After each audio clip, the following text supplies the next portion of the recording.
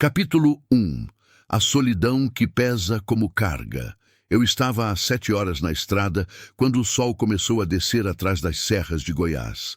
O asfalto da BR-153 brilhava com o calor do fim de tarde e o cheiro de diesel grudava na garganta. Meu nome é Antônio Rocha, tenho 38 anos e há 5 deles dirijo esse Scania velho, carregando o que me pedem de um canto ao outro desse Brasil esquecido. Mas a carga mais pesada eu carrego dentro do peito. Fazia quase 6 anos que eu havia perdido a Marlene. 6 anos desde o acidente na estrada de Anápolis. Ela tinha ido me visitar, trazendo marmita quentinha, sorrindo daquele jeito que iluminava qualquer dia cinzento. Voltando para casa, um carro em alta velocidade, batida frontal. Ela não teve chance. Desde então, a estrada virou minha única companhia. Naquela véspera de Natal, eu seguia o mesmo roteiro de sempre. Passou Porangatu, passou Guaraí, e o rádio chiava músicas antigas que só serviam para deixar o silêncio ainda mais barulhento. Eu olhava para o banco do carona vazio e lembrava dela sentada ali, com os pés descalços no painel, reclamando do calor, mas rindo de alguma bobagem que eu dizia. Nunca mais sentei ninguém ali. O sol caiu de vez. As cigarras começaram seu coro estridente no mato seco da beira da pista. Eu acendi um cigarro, vício que Marlene odiava, e soltei a fumaça pela janela. A noite estava caindo rápido, e eu sabia exatamente o que viria depois. O posto do quilômetro 487, um prato feito requentado, talvez uma cerveja morna, e depois dormir na cabine, olhando as luzes de Natal piscarem no restaurante. Todo ano era assim. Todo ano eu comprava um presente barato, uma lembrancinha, um chaveiro, qualquer coisa, que eu nunca entregava para ninguém. Deixava na cabine, junto com os outros presentes dos anos anteriores, como se fossem fantasmas de uma vida que nunca aconteceu. Marlene e eu queríamos filhos. Ela sonhava com uma casa cheia, árvore de Natal enfeitada, risadas de crianças correndo pelo quintal. Eu tinha matado esse sonho junto com ela no dia em que não consegui salvá-la. A culpa era minha companheira mais fiel. Passei pelo posto sem parar. Não estava com fome. Não estava com vontade de ver gente. Só queria chegar em Palmas, descarregar a carga de cimento no dia seguinte e voltar para a estrada. Sempre voltar para a estrada. Era mais fácil fugir do que encarar a casa vazia que me esperava em Goiânia. O velocímetro marcava 80 km/h. O vento entrava quente pela janela. Eu apertei os dedos no volante e pensei, como sempre pensava nessa época do ano, mais um Natal sozinho. Mas o destino naquela noite tinha outros planos para mim. E eu ainda não sabia que poucos quilômetros à frente minha vida inteira ia mudar. Continue e alongue. O próximo 0214. Capítulo 2. O encontro que rasga o destino. Faltavam apenas 15 quilômetros para o próximo posto quando eu vi a silhueta. Era uma figura parada à beira da estrada, iluminada apenas pela luz fraca e piscante de um poste solitário. Naquela região, entre Guaraí e colinas do Tocantins, não era comum ver ninguém a pé naquele horário. A noite já tinha caído completamente e o céu estava limpo demais, cheio de estrelas que só quem conhece o interior do Brasil consegue ver. O ar quente da noite entrava pela janela do caminhão, trazendo o cheiro de mato seco e terra vermelha. Eu passei direto, sempre fazia isso, não por maldade, mas por cautela. A estrada me ensinou que nem toda mão estendida busca ajuda. Às vezes busca outra coisa. Já tinha visto muita coisa ruim acontecer com caminhoneiros que pararam no lugar errado, na hora errada. Então eu mantinha minha regra. Cabeça baixa, olho na estrada, coração fechado. Mas algo naquela figura me incomodou. Não era o medo, era outra coisa.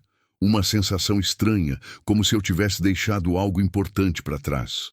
Olhei pelo retrovisor e ainda consegui ver a silhueta se afastando, pequena e frágil sob a luz amarelada do poste.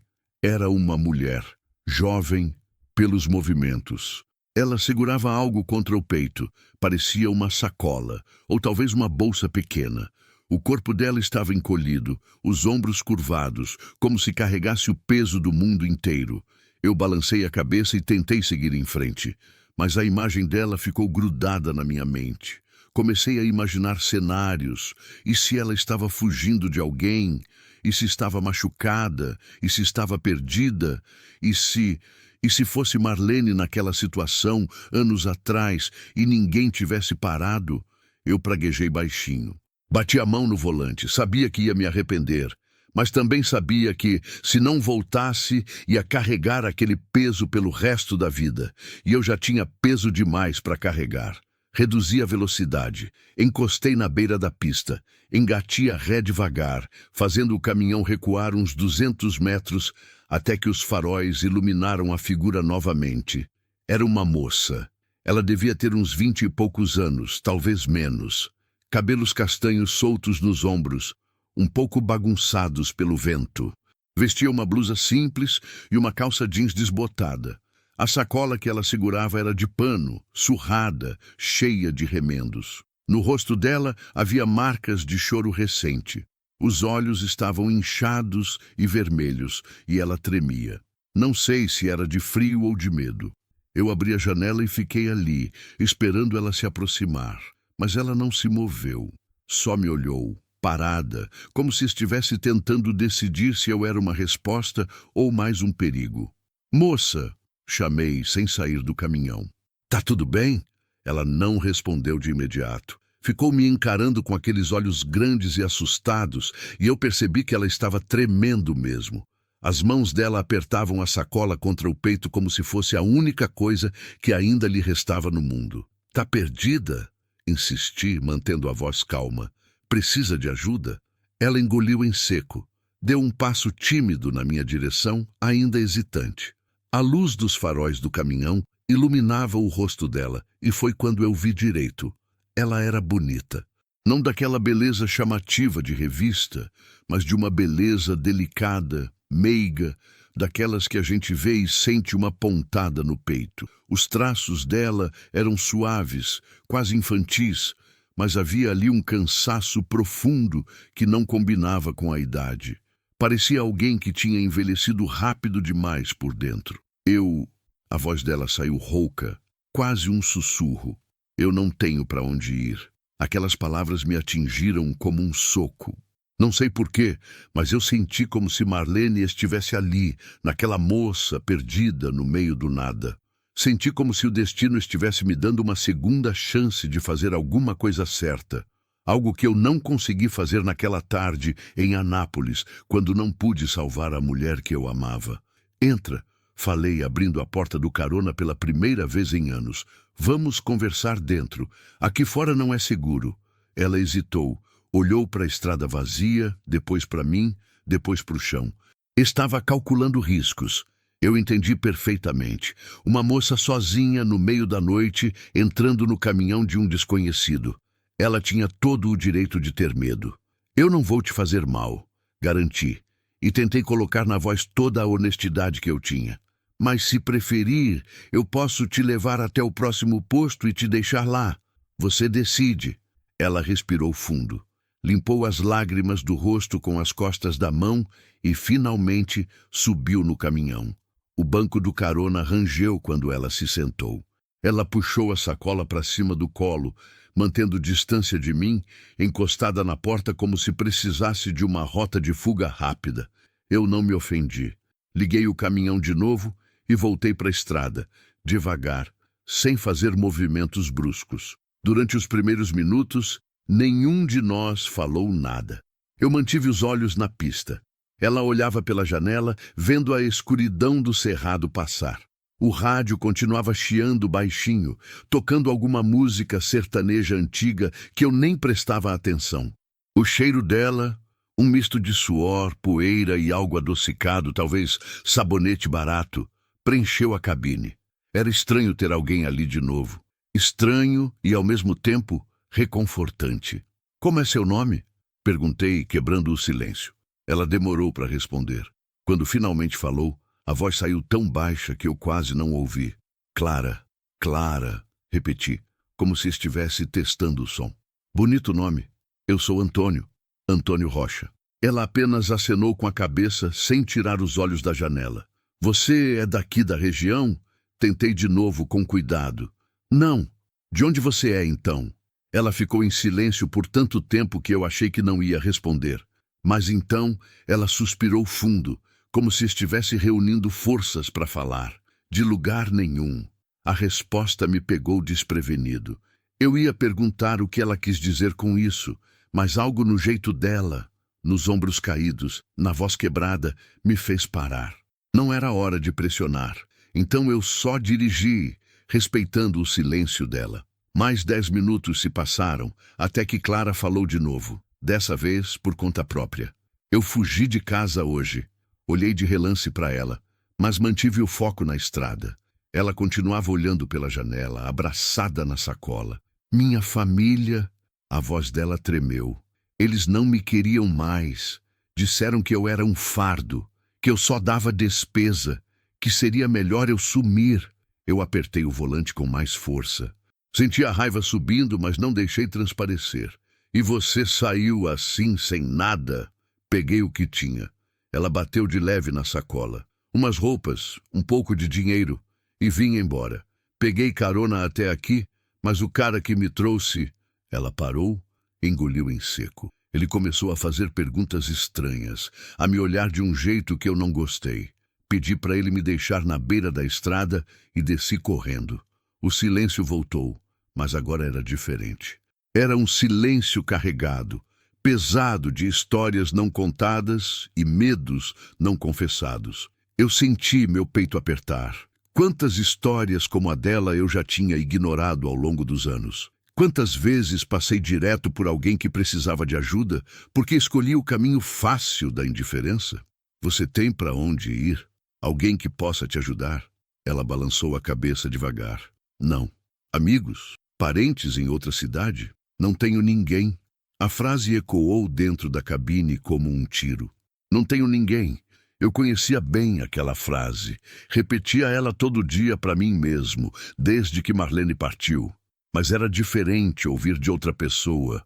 Ver a solidão refletida nos olhos de alguém tão jovem me fez perceber o quanto eu tinha me afundado na minha própria dor.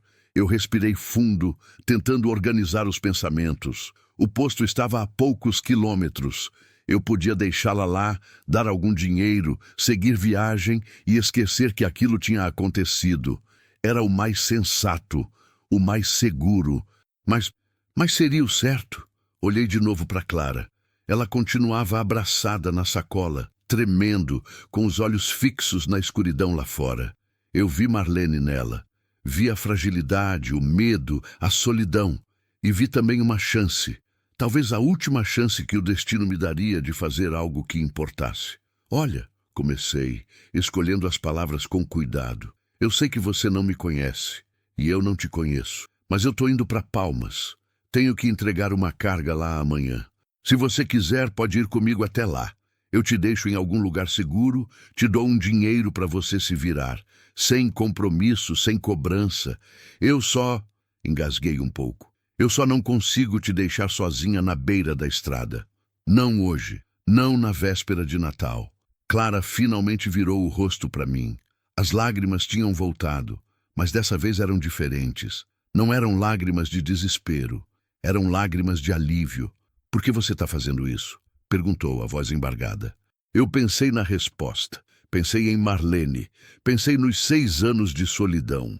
Pensei em todos os natais que passei sozinho dentro desse caminhão, olhando as luzes de longe e desejando que a vida tivesse sido diferente. Porque eu sei o que é não ter ninguém. Respondi simples e honesto. E foi nesse momento, naquela resposta sincera, que algo mudou entre nós. Algo imperceptível, mas real. Não era confiança ainda. Era apenas o primeiro fio de uma conexão que eu nem sabia que estava precisando. Clara limpou as lágrimas e assentiu devagar. Ela relaxou um pouco no banco, soltou a sacola do aperto apertado e, pela primeira vez desde que entrou no caminhão, soltou um suspiro longo. Obrigada, sussurrou.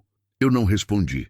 Apenas continuei dirigindo enquanto a estrada se estendia à frente sob o céu estrelado do cerrado. O rádio chiava baixinho. O vento quente entrava pela janela. E pela primeira vez em muitos anos, o silêncio dentro do caminhão não era mais solitário. Era compartilhado. Continue e alongue o próximo 02.16. Capítulo 3. Palavras que pesam. Mais que o silêncio. Eu dirigi por mais meia hora antes de perceber que Clara havia fechado os olhos. Não estava dormindo. Eu via pela respiração irregular, pelos dedos ainda apertados na sacola. Ela apenas tinha desistido de lutar contra o cansaço por um momento. O rosto dela, iluminado de vez em quando pelos faróis dos poucos carros que passavam na direção contrária, tinha uma expressão de exaustão profunda. Era o tipo de cansaço que não vem só do corpo, mas da alma. Eu conhecia bem esse tipo de cansaço. O posto do quilômetro 487 apareceu à frente, com suas luzes amareladas piscando na escuridão. Era um lugar simples, quase vazio àquela hora da véspera de Natal. Havia 2 caminhões estacionados, um carro velho encostado perto do restaurante e mais nada. O movimento era praticamente zero. A maioria dos caminhoneiros já tinha parado mais cedo para tentar chegar em casa a tempo, ou ao menos para passar a noite num lugar menos solitário. Eu não pretendia parar. Queria seguir direto até Palmas, mas olhei de novo para Clara e mudei de ideia. Ela precisava comer alguma coisa, eu também, e talvez, se parássemos, ela se sentisse mais segura para me contar o que realmente estava acontecendo. Encostei o caminhão numa vaga afastada, longe dos outros veículos. Desliguei o motor e o silêncio instantâneo fez Clara abrir os olhos de repente, assustada. Ela olhou ao redor, desorientada, até perceber onde estava. Calma, falei, mantendo a voz baixa. É só um posto. Pensei que você pudesse querer comer alguma coisa. Ela olhou pela janela, vendo o restaurante iluminado, as poucas pessoas que circulavam. Hesitou, como se estivesse calculando se era seguro sair do caminhão. Eu não tenho muito dinheiro, admitiu, a voz quase envergonhada. Eu pago, respondi, abrindo a porta. Vem, você precisa comer. Clara desceu devagar, ainda segurando a sacola como se fosse um escudo. Eu fechei o caminhão e caminhei ao lado dela até o restaurante, mantendo uma distância respeitosa. Ela andava com passos curtos, olhando para os lados o tempo todo, claramente desconfiada de tudo e de todos. Eu não a culpava. Uma moça sozinha naquela situação tinha todo o direito de estar em alerta constante. Entramos no restaurante e o cheiro de comida requentada e café velho nos recebeu. Havia meia dúzia de mesas ocupadas, caminhoneiros solitários como eu, alguns funcionários do posto jantando antes do fim do turno, um casal de idosos dividindo uma refeição em silêncio. Ninguém prestou muita atenção em nós. Escolhi uma mesa no canto, perto da janela, onde Clara pudesse ver a saída e se sentir mais segura. Ela se sentou de costas para a parede, nunca soltando a sacola. Eu me sentei à frente, peguei o cardápio plastificado e empoeirado e fingi ler as opções que já conhecia de cor. Pode pedir o que quiser, falei, empurrando o cardápio na direção dela. Clara olhou o cardápio, mas não parecia realmente estar lendo. Os olhos dela percorriam as palavras sem foco, e eu percebi que ela estava perdida em pensamentos. Depois de um momento, ela apenas empurrou o cardápio de volta. Qualquer coisa tá bom. Quando a garçonete veio, uma mulher cansada de uns 50 anos com avental manchado, pedi 2 pratos feitos. Arroz, feijão, bife, batata frita e salada. E 2 refrigerantes. Era comida simples, mas era o que tinha. A mulher anotou sem muito interesse e se afastou arrastando os chinelos. O silêncio voltou a nos envolver. Clara mexia nos dedos, nervosa, olhando para a mesa. Eu queria puxar conversa, mas não sabia por onde começar. Nunca fui bom com palavras. Marlene sempre dizia que eu falava mais com os olhos do que com a boca. E talvez ela tivesse razão. Você dirige caminhão há muito tempo? Foi Clara quem quebrou o silêncio, surpreendendo a mim e a ela mesma. Uns 15 anos. Respondi, grato por ter algo para falar. Comecei novo, logo depois que terminei o ensino médio. Meu pai era caminhoneiro também. Aprendi com ele. E você gosta? Eu pensei na resposta. Ninguém nunca me perguntava se eu gostava. Era como se fosse óbvio que sim, ou como se não importasse. Gostava, falei devagar. Quando eu era mais novo, gostava da liberdade, de conhecer lugares novos, de não ter que ficar preso em escritório. Mas agora, parei, escolhendo as palavras. Agora é só o que eu sei fazer, é meu jeito de sobreviver. Você não tem família? A pergunta saiu tímida, quase arrependida. Desculpa, não queria ser intrometida. Não, tudo bem. Respirei fundo. Eu tive uma esposa, a Marlene, mas ela morreu há 6 anos, acidente de carro. Clara me olhou com uma expressão que eu conhecia bem. Era aquela mistura de pena e desconforto que as pessoas sempre tinham quando eu contava sobre Marlene. Mas não havia falsidade nos olhos dela. Era empatia genuína, como se ela realmente entendesse a dor. Sinto muito, disse ela baixinho. Eu também. A garçonete voltou com os pratos e os refrigerantes. Colocou tudo na mesa com pressa, querendo terminar logo o turno. Clara olhou para a comida e pela primeira vez, desde que entrou no caminhão, viu um pouco de vida voltar aos olhos dela. Ela estava com fome, muita fome. Come, incentivei. Ela não precisou de mais estímulo. Pegou o garfo e começou a comer com uma urgência contida, tentando não parecer desesperada, mas falhando. Eu comecei a comer também, mais devagar, observando-a discretamente. Cada garfada que ela dava parecia trazer um pouco mais de cor ao rosto pálido. Quanto tempo ela estava sem comer direito? Comemos em silêncio por alguns minutos. Fora do restaurante, uma decoração de Natal precária. Um pisca-pisca preso na janela, uma árvore pequena de plástico no balcão, piscava tristemente. Era véspera de Natal, mas ali dentro não havia espírito natalino. Era só gente cansada, comendo comida requentada, tentando sobreviver a mais um dia. Você falou que fugiu de casa hoje. Comecei com cuidado. Se não se importar de eu perguntar. O que aconteceu exatamente? Clara parou de comer, colocou o garfo na mesa e ficou olhando para o prato. Pensei que ela fosse recusar responder, que eu tinha sido intrometido demais. Mas então ela começou a falar, a voz baixa e trêmula. Minha mãe morreu quando eu era criança. Eu tinha 8 anos. Ela engoliu em seco. Meu pai se casou de novo, 2 anos depois. A mulher dele, ela nunca gostou de mim. Sempre me tratou como se eu fosse um peso, um problema. E meu pai, ele nunca me defendeu. Nunca. Ela parou, respirou fundo, lutando contra as lágrimas.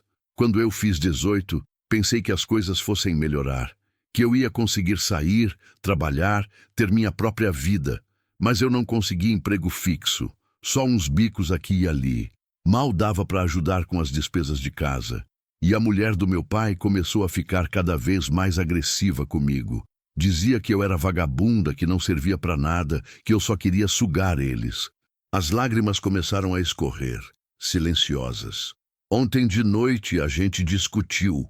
Foi feio. Ela gritou que eu tinha que sair de casa, que eu já tinha idade para me virar sozinha, que eles não iam mais sustentar uma inútil. E meu pai... A voz dela quebrou. Meu pai ficou quieto. Não disse nada, só ficou ali, parado, deixando ela falar tudo aquilo. E eu entendi que ele concordava com ela, que ele também queria que eu fosse embora. Clara limpou as lágrimas com as costas da mão, mas elas continuavam caindo. Então, hoje de manhã, eu peguei minhas coisas e saí. Não falei nada, não me despedi, só fui embora. Peguei carona com uns conhecidos até Guaraí e depois eu não sabia mais o que fazer. Fiquei ali, parada, pensando se eu devia voltar. Mas eu não posso voltar. Não tenho mais casa. Não tenho mais nada. O choro veio com mais força agora, e ela abaixou a cabeça, envergonhada de estar chorando na frente de um estranho. Eu senti o peito apertar. Senti raiva. Raiva do pai dela, da madrasta, de todo mundo que tinha falhado com aquela moça. Mas mais do que raiva, eu senti uma conexão profunda. Eu sabia o que era se sentir sozinho no mundo. Sabia o que era não ter lugar para voltar. Estendi a mão devagar e, com cuidado, toquei de leve no braço dela. Ela não se afastou. Você não está sozinha agora, falei, e as palavras saíram mais firmes do que eu esperava. Eu sei que a gente acabou de se conhecer. Sei que você não tem motivo para confiar em mim. Mas eu te prometo uma coisa. Enquanto você estiver comigo, você está segura. Eu não vou te abandonar, não como eles fizeram. Clara levantou o rosto, os olhos vermelhos e inchados, e me olhou como se estivesse tentando entender se eu estava falando sério. E eu estava. Pela primeira vez em 6 anos, eu sentia que tinha um propósito. Algo maior do que só rodar de um lado para o outro, carregando carga. Por que você se importa? Ela perguntou, a voz fraca. Você nem me conhece. Porque alguém precisa se importar, respondi simples. E porque... Hesitei, mas decidi ser honesto. Porque eu perdi minha chance de cuidar de alguém. Perdi minha esposa. E desde então, eu tenho vivido na estrada, fugindo de tudo, fingindo que tá tudo bem. Mas não tá. Eu tô sozinho, Clara. Tão sozinho quanto você. E talvez a gente possa se ajudar, nem que seja só por hoje. Ela me olhou em silêncio por um longo momento. Então, lentamente, assentiu com a cabeça. Obrigada, sussurrou. Nós voltamos a comer, mas agora o silêncio era diferente. Não era mais desconfortável ou tenso. Era um silêncio compartilhado, carregado de compreensão mútua. 2 estranhos que, por obra do destino, haviam se encontrado no momento certo. Ou talvez no momento mais desesperado. Quando terminamos de comer, eu paguei a conta e nós saímos de volta para o estacionamento. A noite estava mais fria agora, e o vento soprava, trazendo o cheiro de poeira e mato seco. As luzes do posto piscavam, e a decoração de Natal, simples e tristonha, balançava levemente. Clara parou antes de subir no caminhão e olhou ao redor. Havia uma árvore de Natal artificial do lado de fora do restaurante, com pisca-piscas baratos e enfeites de plástico. Não era nada impressionante, mas ela ficou olhando para aquilo como se fosse algo mágico. Eu adorava Natal quando era criança, disse ela, a voz suave. Minha mãe sempre fazia uma ceia especial, nada muito elaborado, mas era gostoso. Ela enfeitava a casa inteira, e depois que ela morreu, o Natal nunca mais foi o mesmo. Eu olhei para a árvore também e uma ideia começou a se formar na minha cabeça. Uma ideia maluca, talvez. Mas era véspera de Natal e eu tinha uma moça perdida no mundo ao meu lado. E pela primeira vez em anos eu não queria passar essa noite sozinho dentro da cabine do caminhão. Que tal... Comecei hesitante. Que tal a gente fazer um Natal? Um Natal nosso aqui mesmo? Clara virou para mim confusa. Como assim? Olha, eu sei que não é muito, mas a gente pode comprar alguma coisa no posto. Umas coisas simples. Talvez um pisca-pisca barato. A gente pendura no caminhão, come alguma coisa e passa a noite aqui. Não vai ser nada grande, mas pelo menos a gente não vai passar sozinhos. Os olhos dela se encheram de lágrimas de novo, mas dessa vez eram lágrimas diferentes. Ela me olhou com uma gratidão tão profunda que eu senti meu peito apertar. Você faria isso? Por mim? Por nós dois? Corrigi. Clara sorriu. Foi um sorriso pequeno, frágil, mas era um sorriso. E foi o suficiente para me dar certeza de que eu estava tomando a decisão certa. Nós entramos na lojinha do posto, onde havia um estoque limitado de decorações natalinas encalhadas. Peguei um pisca-pisca amarelo e vermelho, algumas velas pequenas, 2 pacotes de biscoito recheado e 2 garrafas de refrigerante de guaraná. Também peguei 2 pratos descartáveis e uns guardanapos. Não era uma ceia, mas era o que tínhamos. Voltamos para o caminhão e, juntos, penduramos o pisca-pisca no retrovisor interno. Clara riu quando ligamos, e as luzes piscaram fracamente, iluminando a cabine com um brilho quente e acolhedor. Parecia ridículo, mas ao mesmo tempo parecia perfeito. Nós nos sentamos na cabine. Ela no banco do carona, eu no banco do motorista, e dividimos os biscoitos e o refrigerante. Não era peru assado, nem farofa, nem qualquer das comidas tradicionais de Natal. Mas enquanto comíamos, conversando baixinho sobre memórias antigas e sonhos esquecidos, eu percebi que aquele era o Natal mais verdadeiro que eu tinha vivido em anos. Clara me contou sobre a mãe, sobre como ela cantava músicas antigas enquanto cozinhava, sobre como fazia tranças no cabelo dela antes de dormir. Eu contei sobre Marlene, sobre como ela ria das minhas piadas ruins, sobre como ela sempre deixava bilhetes carinhosos dentro da minha marmita. E conforme falávamos, as feridas que carregávamos, as dela de abandono, as minhas de perda, começavam a parecer um pouco mais leves. Como se ao compartilhar a dor, ela se dividisse e ficasse mais suportável.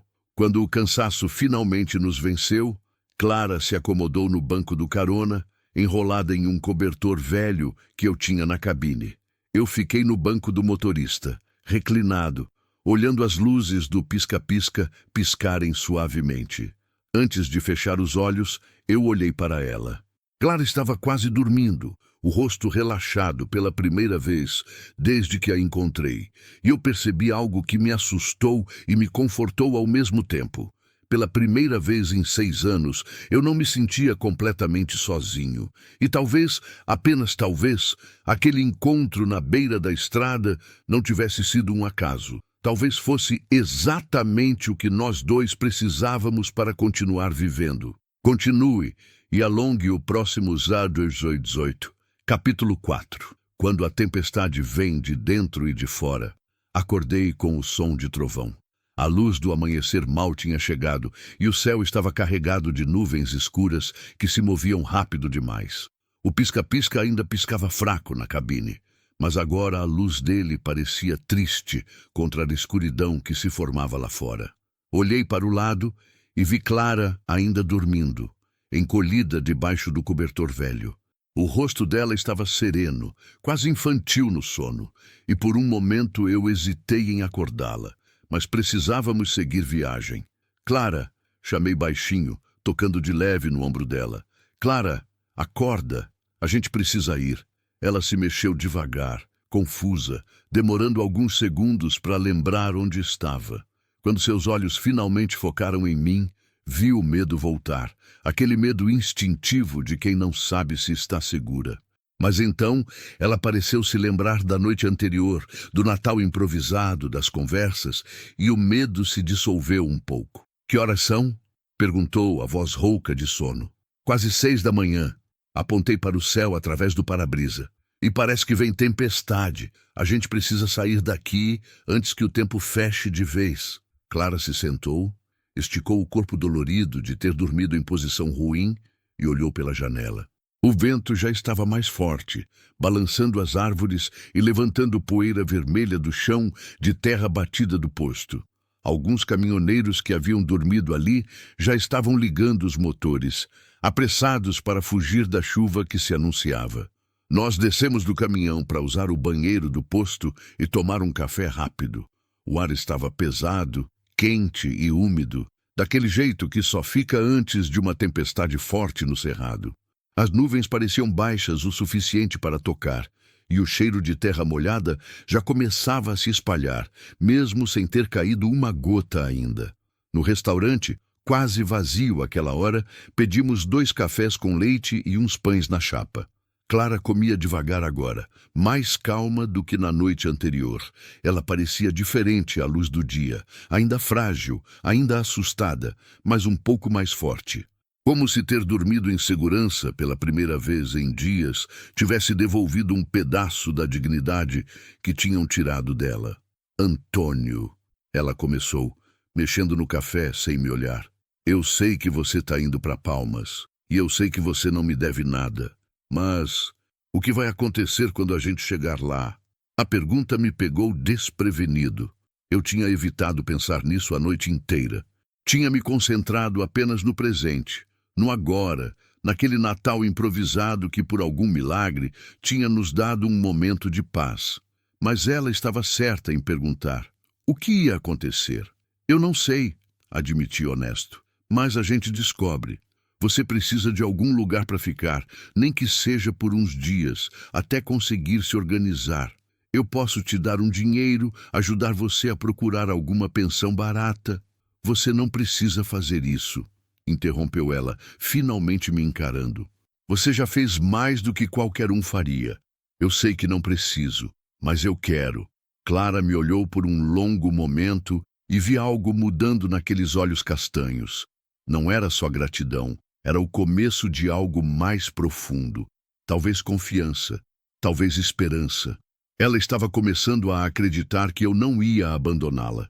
Por que você é assim? Perguntou a voz baixa. Tão bom? Eu quase ri. Bom? Eu, que tinha passado os últimos 6 anos fugindo da vida, me enterrando na solidão, escolhendo a estrada porque era mais fácil do que enfrentar a casa vazia. Eu não era bom. Era apenas alguém que tinha encontrado, por acaso, uma chance de fazer algo certo. Eu não sou bom, Clara. Bebi um gole do café quente. Eu só tô cansado de estar sozinho. E talvez ajudar você seja um jeito de eu me ajudar também. Ela assentiu devagar, como se entendesse exatamente o que eu quis dizer. Terminamos o café às pressas e voltamos para o caminhão. O vento estava ainda mais forte agora, e as primeiras gotas grossas de chuva começaram a cair quando eu ligava o motor. Saímos do posto e entramos na BR-153 em direção a Palmas, mas mal tínhamos rodado 10 quilômetros quando a tempestade desabou com toda a força. Era o tipo de chuva que só existe no interior do Brasil, violenta, furiosa, transformando a estrada num rio em questão de minutos. Os limpadores do para-brisa trabalhavam no máximo, mas mal conseguiam dar conta. A visibilidade era quase zero. Eu reduzi a velocidade para 40 quilômetros por hora, apertando o volante, sentindo o caminhão balançar com as rajadas de vento lateral. "Tá tudo bem?" Perguntei para Clara, vendo ela se encolher no banco, os dedos apertados na sacola outra vez. Eu tenho medo de tempestade", confessou ela, a voz trêmula. "Sempre tive, desde criança." "Vai passar logo!" Tentei tranquilizá-la, mas a verdade é que eu também estava apreensivo. Aquela não era uma chuva comum. Era uma daquelas tempestades que fecham estradas, derrubam árvores, causam acidentes. E eu estava com um caminhão pesado, numa pista que já começava a alagar. Um raio caiu perto, iluminando tudo com uma luz branca e cegante. O trovão veio imediatamente depois, estrondoso, fazendo Clara dar um grito abafado. Instintivamente, ela agarrou meu braço, os dedos fincando forte. Eu não tirei o braço. Deixei ela se segurar, porque eu entendia aquele medo. Entendia a necessidade de ter algo sólido para se agarrar quando o mundo parecia estar desabando. "Eu vou te tirar dessa", prometi, mantendo a voz firme. "Mas você precisa confiar em mim, tá bem?" Ela assentiu, mas não largou o meu braço. Continuamos avançando devagar, perigosamente devagar. Outros veículos tinham encostado na beira da estrada, esperando a tempestade passar. Mas eu não podia parar ali. A pista estava alagando rápido demais, e ficar parado seria ainda mais perigoso. Precisávamos encontrar um lugar mais alto, mais seguro.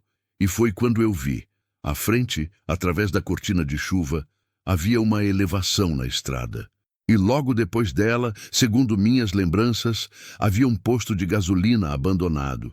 Um daqueles lugares que tinham fechado quando construíram a rodovia nova, mas que ainda tinha um telheiro grande, onde os caminhoneiros costumavam parar para se proteger da chuva. "Aguenta firme", avisei Clara, acelerando um pouco mais. O caminhão atravessou um trecho alagado, a água batendo com força nas rodas, fazendo o veículo todo tremer. Clara apertou meu braço com mais força ainda, e eu vi pelo canto do olho que ela tinha fechado os olhos, rezando baixinho. Eu também rezei, uma oração rápida, meio esquecida, que minha mãe tinha me ensinado quando criança. Chegamos à elevação. Virei à direita saindo da pista principal, entrando numa estradinha de terra que levava ao posto abandonado. Os pneus derraparam na lama, mas eu controlei, manobrei, e finalmente parei o caminhão debaixo do telheiro enferrujado. O som da chuva batendo no metal acima de nós era ensurdecedor, mas estávamos protegidos. Desliguei o motor e soltei o ar que estava prendendo. Minhas mãos tremiam levemente no volante. Chegamos, falei, tentando soar mais confiante do que me sentia. Clara abriu os olhos devagar e olhou ao redor. Quando percebeu que estávamos em segurança, ela soltou meu braço e levou as mãos ao rosto, respirando fundo, tentando se acalmar. Desculpa, disse ela, envergonhada. Desculpa por ter te agarrado daquele jeito. Não precisa pedir desculpa. Coloquei a mão no ombro dela, um gesto de conforto. Tá tudo bem. A gente tá bem. Ficamos ali sentados em silêncio por alguns minutos, apenas ouvindo a chuva desabar lá fora. O mundo parecia ter se reduzido àquele telheiro velho, aquele caminhão, aos dois de nós. Tudo o mais tinha desaparecido na tempestade. Foi Clara quem quebrou o silêncio. Eu menti para você. Virei para ela, confuso. Como assim? Ela estava olhando para as próprias mãos, os dedos entrelaçados nervosamente. Ontem, quando eu disse que fugi de casa porque a mulher do meu pai não me queria mais, a voz dela tremeu. Isso é verdade, mas não é tudo. Tem outra coisa, algo que eu não te contei. Meu coração acelerou. Eu não sabia o que esperar, mas pela tensão no corpo dela, eu sabia que era algo sério. Você não precisa me contar se não quiser, falei, dando a ela uma saída. Eu preciso. Ela levantou o rosto e vi lágrimas nos olhos dela de novo. Você tem sido tão bom comigo. Eu não posso continuar mentindo. Tá bom. Me virei completamente para ela, dando toda a minha atenção. Eu tô ouvindo. Clara respirou fundo, como se estivesse reunindo coragem. Quando finalmente falou, as palavras saíram rápidas, atropeladas, como se ela precisasse botar para fora antes de perder a coragem. Eu tive um namorado, há uns 3 meses atrás. Ele era mais velho, muito mais velho. Ele parecia legal no começo. Me tratava bem, me dava atenção, falava que eu era especial. Eu estava tão carente, sabe? Tão sozinha. Então eu acreditei, e a gente ficou junto. Ela parou, limpou as lágrimas. Mas aí ele começou a mudar. Ficou possessivo, começou a me cobrar, a me controlar. Queria saber onde eu estava o tempo todo. Ficava bravo se eu falava com outros homens. E ele... A voz dela quebrou. Ele começou a me pressionar, para fazer coisas que eu não queria. Eu tentei terminar, mas ele não aceitou. Disse que eu era dele, que eu não ia a lugar nenhum. Senti a raiva subindo dentro de mim, mas me forcei a ficar calmo. Clara precisava terminar de contar. A discussão que eu tive com a mulher do meu pai ontem foi por causa dele. Ele apareceu lá em casa bêbado, querendo falar comigo, fez um escândalo. E ela ficou furiosa. Disse que eu estava trazendo problemas para dentro da casa dela. Foi quando ela falou que eu tinha que ir embora. E meu pai ficou do lado dela. Clara estava soluçando agora, as palavras saindo com dificuldade. Eu fugi porque eu tive medo. Medo dele. Medo do que ele podia fazer. E agora eu não sei se ele está me procurando. Não sei se ele vai me encontrar. E eu tô com tanto medo, Antônio. Tanto medo. Ela desabou a chorar e eu fiz algo que não planejava. Puxei ela para um abraço. Clara se agarrou em mim como se eu fosse a única coisa sólida num mundo que estava desmoronando. E talvez eu fosse. Deixei ela chorar. Deixei ela botar para fora todo aquele medo, toda aquela angústia, toda aquela dor acumulada. Eu não disse nada. Apenas segurei ela, firme, seguro, tentando transmitir sem palavras que ela estava protegida. Quando ela finalmente se acalmou um pouco, afastei-a com cuidado e olhei nos olhos dela. Escuta aqui. Minha voz saiu mais dura do que eu pretendia, mas era necessário. Esse cara não vai te encontrar. Não enquanto você estiver comigo. Eu não vou deixar ninguém te machucar, você me entendeu? Mas e se ele... Não, cortei ela. Não tem e se. Você está segura? Eu te prometo. Clara me olhou como se estivesse tentando decidir se podia acreditar. E então, lentamente, ela assentiu. Eu confio em você. sussurrou. E aquelas palavras tão simples me atingiram com uma força que eu não esperava. Fazia tanto tempo que ninguém confiava em mim. Tanto tempo que eu não era importante para ninguém. E, de repente, ali estava aquela moça frágil e assustada, colocando toda a sua segurança nas minhas mãos. Eu não podia falhar com ela. Não ia falhar. A tempestade lá fora continuava rugindo, mas dentro da cabine havia um silêncio novo. Um silêncio de compreensão. Nós dois éramos pessoas quebradas, machucadas pela vida, carregando medos e traumas. Mas naquele momento, debaixo daquele telheiro velho, no meio de uma tempestade no interior do Tocantins, nós tínhamos encontrado um no outro algo que ambos achávamos que estava perdido. A esperança de que talvez, apenas talvez, não estivéssemos sozinhos nessa jornada. E enquanto a chuva lavava o mundo lá fora, algo dentro de mim, algo que estava morto desde que Marlene partiu, começou a despertar de novo. Eu não sabia ainda o que era, mas eu sabia que tinha a ver com Clara. E com a chance improvável de recomeçar, continue e alongue o próximo o 2/20 capítulo 5. As feridas que nunca cicatrizam. Sozinhas. A chuva continuou por mais de 2 horas. Ficamos ali, debaixo daquele telheiro enferrujado, esperando a tempestade passar. Clara tinha se afastado do abraço, um pouco envergonhada por ter se aberto tanto, e agora estava sentada em silêncio, olhando pela janela embaçada. Eu respeitei o espaço dela. Sabia que ela precisava processar tudo, a fuga, o medo, e agora o fato de ter confiado sua história mais dolorosa a um estranho. Mas eu não era mais um estranho, não completamente. Olhei para ela e vi as marcas que a vida tinha deixado. Não eram marcas físicas, pelo menos não as que eu podia ver. Eram marcas na postura, no jeito como ela se encolhia quando um carro passava lá fora, no jeito como seus olhos se desviavam quando eu olhava muito tempo. Ela tinha aprendido a se fazer pequena, invisível, para sobreviver. E isso me partia o coração, porque eu reconhecia aquilo. Eu também tinha aprendido a me fazer invisível.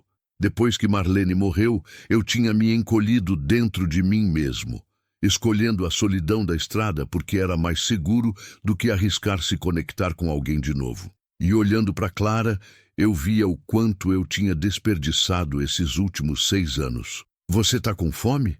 Perguntei, quebrando o silêncio. Ela balançou a cabeça, mas eu vi a mentira. Clara tinha comido pouco no café da manhã e já passava das 8. Peguei uma bolsa que estava atrás do banco. Sempre carregava alguns mantimentos para a viagem. E tirei uns pães embalados, umas barras de cereal e uma garrafa de água. "Come", insisti, estendendo para ela. "Você precisa manter a força." Ela hesitou, mas acabou aceitando. Comemos em silêncio, ouvindo a chuva diminuir aos poucos. O céu ainda estava cinza, mas os trovões já tinham parado e a tempestade parecia estar se afastando. Foi quando eu decidi que precisava contar a ela sobre Marlene, sobre tudo. "Clara", comecei, guardando os embrulhos vazios. "Quando eu te falei ontem sobre minha esposa, eu não contei tudo. Acho que eu preciso te contar." Ela virou para mim, curiosa e atenta. Respirei fundo. Não era fácil falar sobre aquilo. Eu tinha passado 6 anos evitando o assunto, mudando de conversa sempre que alguém perguntava, enterrando a dor no fundo do peito e fingindo que estava tudo bem. Mas com Clara era diferente. Ela tinha se aberto comigo, tinha confiado em mim com suas feridas. Eu precisava fazer o mesmo. Marlene e eu nos conhecemos quando eu tinha 22 anos.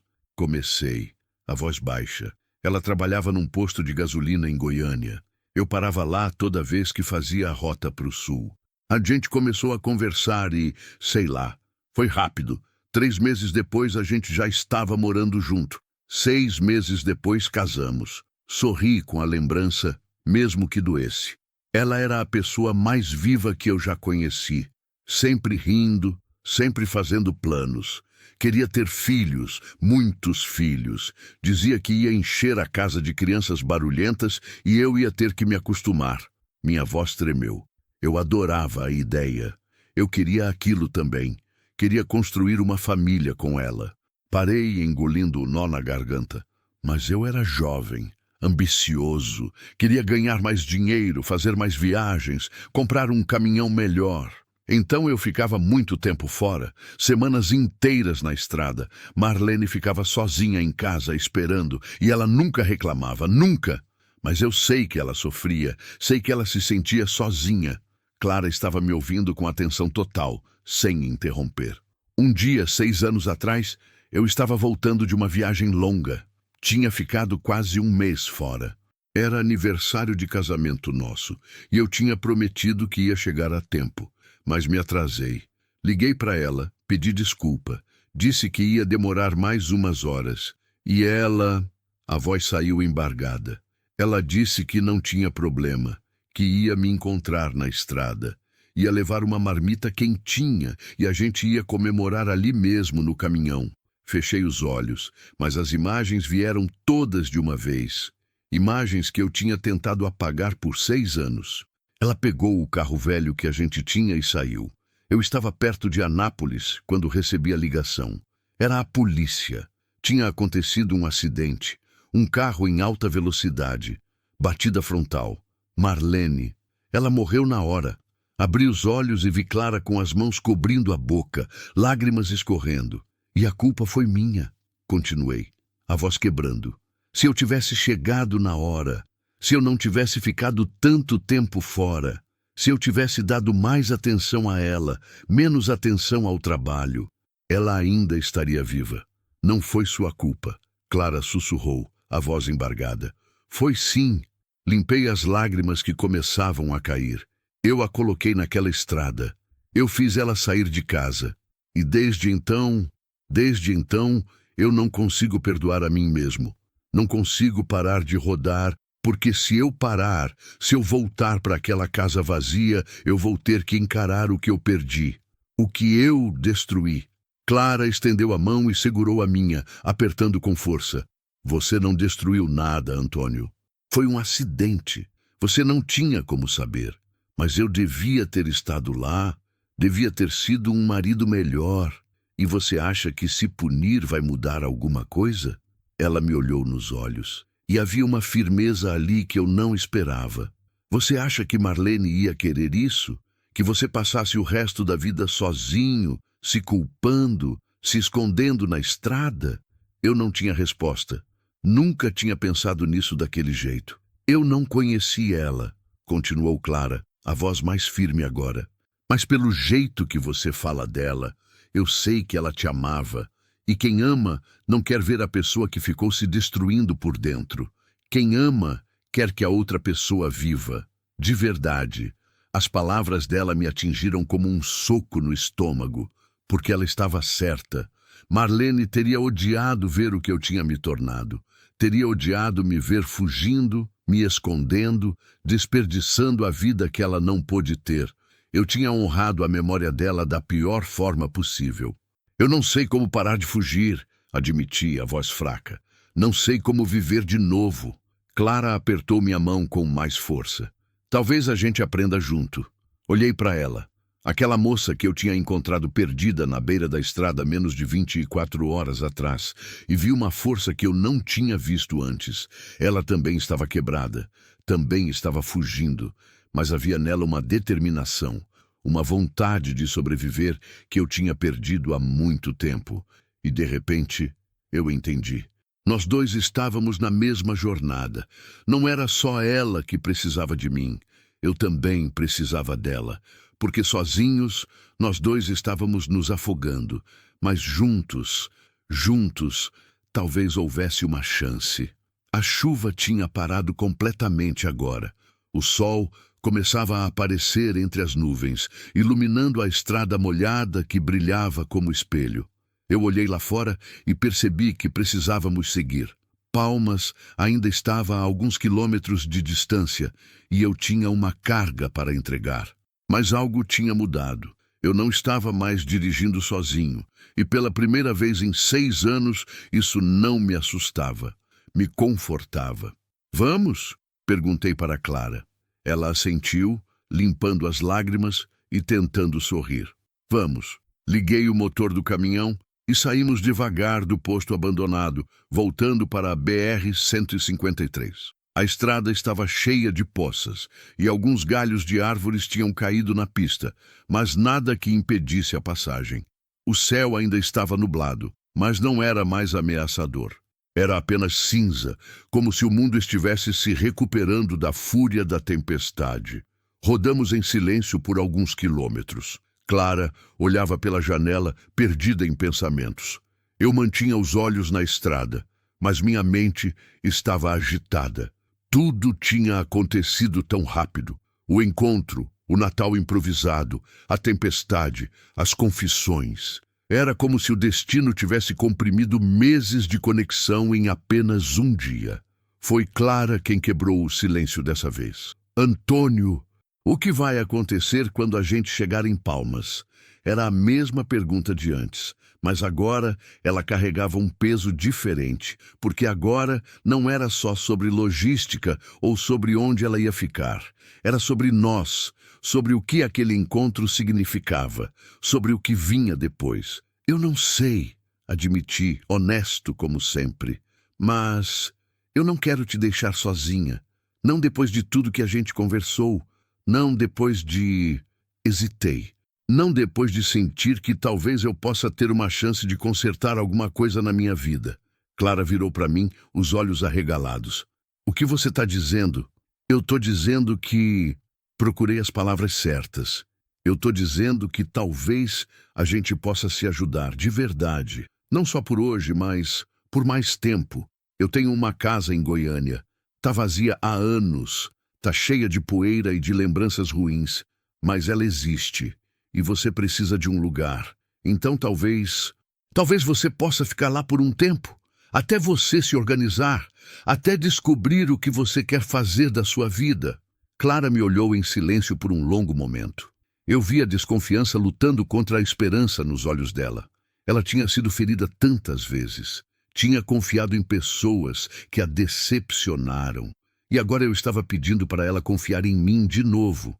Você não me conhece, disse ela, a voz incerta. Você não sabe se eu sou boa pessoa, se eu vou dar problema, se eu... Eu sei o suficiente, interrompi. Sei que você é alguém que precisa de ajuda, e sei que eu sou alguém que precisa ajudar. Isso basta. E se não der certo? E se der? Clara ficou em silêncio. Vi as lágrimas voltando, mas dessa vez eram lágrimas diferentes. Eram lágrimas de alívio, de esperança, de gratidão. Por que você está fazendo isso por mim? Perguntou mais uma vez, a voz trêmula. Eu pensei na resposta. Pensei em Marlene. Pensei nos 6 anos de solidão. Pensei em todos os natais que passei sozinho, desejando que as coisas tivessem sido diferentes. Porque talvez o destino tenha me dado uma segunda chance, respondi, simples e verdadeiro. Uma chance de não estar sozinho, de ter alguém para cuidar, de fazer algo certo, e eu não vou desperdiçar essa chance, não de novo. Clara soluçou e cobriu o rosto com as mãos. Eu deixei ela chorar, deixei ela processar tudo aquilo, e quando ela finalmente se acalmou, ela me olhou com uma determinação nova. Eu vou aceitar, disse ela firme, mas com uma condição. Qual? Eu não quero ser um peso, não quero ser alguém que você tem que sustentar. Eu vou procurar emprego. Vou ajudar com as despesas. Vou fazer minha parte. Eu não quero caridade. Eu quero... Ela hesitou. Eu quero uma chance de recomeçar. De verdade. Sorri. Foi um sorriso pequeno, mas genuíno. Fechado. Estendemos as mãos e apertamos, como se estivéssemos selando um pacto. E talvez estivéssemos. Um pacto de ajuda mútua, de recomeço, de esperança. A estrada continuava se estendendo à frente, ainda molhada da tempestade, mas agora o sol começava a aparecer com mais força. E enquanto eu dirigia, com Clara ao meu lado, senti algo que não sentia há muito tempo. Senti que talvez, apenas talvez, eu tivesse finalmente encontrado um motivo para parar de fugir e começar a viver de novo. Continue e alongue o próximo 02.22, capítulo 6. A decisão que muda tudo. Chegamos em Palmas no meio da tarde. A cidade estava movimentada, cheia daquela energia que sempre vem depois de uma tempestade forte. Pessoas nas ruas limpando a água que tinha entrado nas lojas, carros passando devagar pelas poças, vendedores ambulantes voltando aos seus pontos. O sol estava forte agora, fazendo a umidade subir do asfalto em ondas de vapor. O cheiro era de terra molhada, misturado com o cheiro característico de cidade grande. Combustível, comida de rua, asfalto quente. Eu tinha o endereço da obra, onde precisava descarregar o cimento. Era num bairro afastado do centro, uma construção grande que parecia ser um conjunto de prédios residenciais. Enquanto dirigia pelas ruas de Palmas, Clara olhava tudo com olhos arregalados, como se estivesse vendo uma cidade pela primeira vez. Talvez estivesse. Talvez ela nunca tivesse saído muito da região onde cresceu. É grande, comentou ela, a voz baixa. Eu nunca tinha vindo para Palmas. É uma cidade bonita, respondi. Planejada, diferente da maioria das cidades do interior. Ela apenas assentiu, absorvendo tudo. Eu percebi que ela estava nervosa. Os dedos dela tamborilavam na sacola e ela mordia o lábio inferior. Um tique que eu já tinha percebido que ela fazia quando estava ansiosa. Entendi o que estava passando pela cabeça dela. A realidade estava começando a bater. Não éramos mais só nós dois isolados dentro do caminhão, protegidos pela bolha da estrada. Agora estávamos de volta ao mundo real. E no mundo real, as decisões tinham consequências. Cheguei na obra e estacionei o caminhão. O encarregado veio me receber, um homem baixo e rechonchudo, de capacete amarelo e prancheta na mão. Ele conferiu os documentos, deu as instruções para onde eu deveria manobrar e o processo de descarga começou. Normalmente eu ficava ali supervisionando, mas dessa vez eu estava inquieto. Meu pensamento estava com Clara, que tinha ficado esperando dentro da cabine. A descarga demorou quase 2 horas. Quando finalmente terminaram, já passava das 4 da tarde. Assinei os papéis, recebi o comprovante da entrega e voltei para o caminhão. Clara estava exatamente onde eu tinha deixado, mas ela parecia tensa, alerta. Quando entrei, ela deu um pulo pequeno, assustada. Desculpa, disse ela rapidamente. Eu tô meio nervosa. Tudo bem, respondi ligando o motor. Vamos sair daqui. Preciso abastecer o caminhão.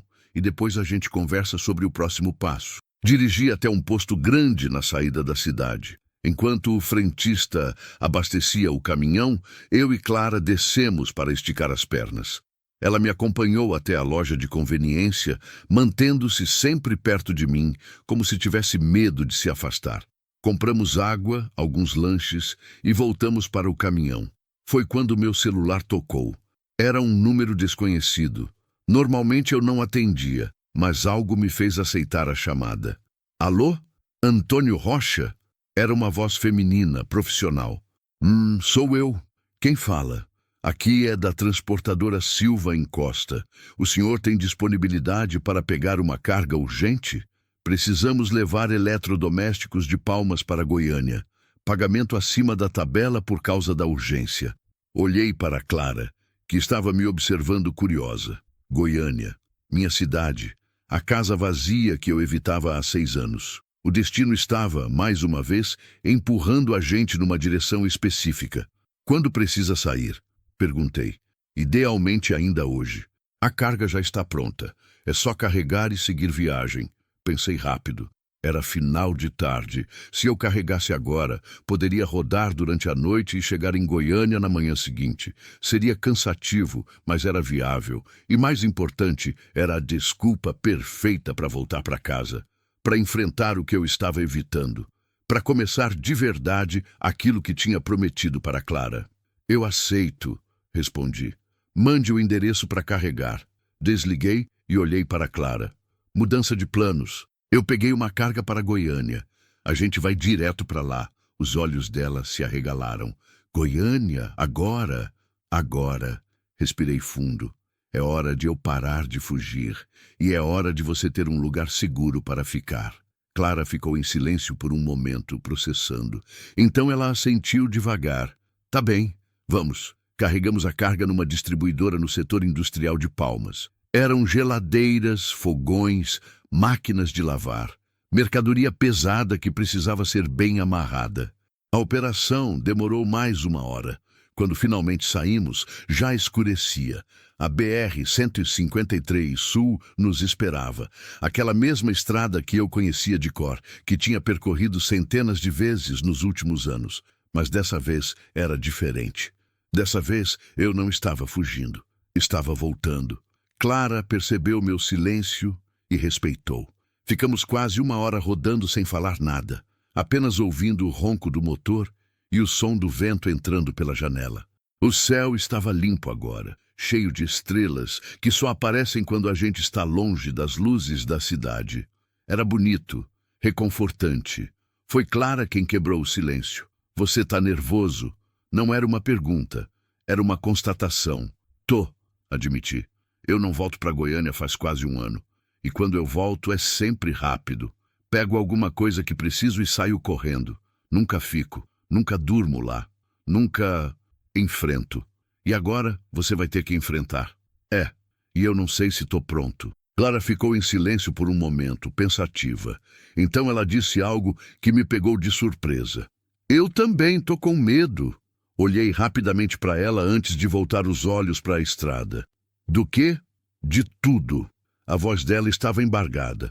De chegar numa cidade nova, de morar na casa de um homem que eu mal conheço, de ter que recomeçar do zero, sem saber se eu vou dar conta.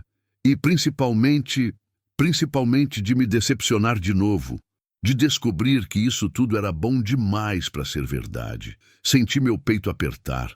Eu entendia aquele medo. Entendia perfeitamente. Clara, olha para mim. Ela virou o rosto na minha direção. Eu sei que você tem medo. Eu tenho medo também. Mas sabe o que eu aprendi? Que coragem não é não ter medo. Coragem é ter medo e fazer assim mesmo. E nós dois estamos sendo corajosos agora. Você por aceitar minha ajuda. Eu por finalmente parar de correr. Ela segurou minha mão, um gesto que já estava se tornando natural entre nós, e apertou. A gente vai dar conta, disse ela, mais para si mesma do que para mim. Junto, a gente vai dar conta. Vamos, confirmei. Rodamos a noite inteira. Paramos apenas uma vez, num posto perto de Porangatu, para abastecer de novo e tomar um café rápido. Clara estava cansada, mas não queria dormir. Disse que preferia fazer companhia, que tinha medo de me deixar sozinho dirigindo de madrugada. Eu não insisti. A verdade é que eu gostava de ter ela acordada ao meu lado. Gostava das conversas soltas que tínhamos, dos silêncios confortáveis, da sensação de que eu não estava mais sozinho naquela cabine. Conversamos sobre tudo e sobre nada. Sobre músicas que gostávamos, sobre filmes que tínhamos assistido, sobre sonhos que tínhamos quando éramos crianças. Clara queria ser professora quando era pequena. Eu queria ser piloto de avião. Nenhum de nós tinha conseguido realizar esses sonhos, mas não havia amargura na conversa. Era apenas a constatação de que a vida leva a gente por caminhos que nunca imaginamos. Quando o sol começou a nascer, estávamos entrando em Goiás.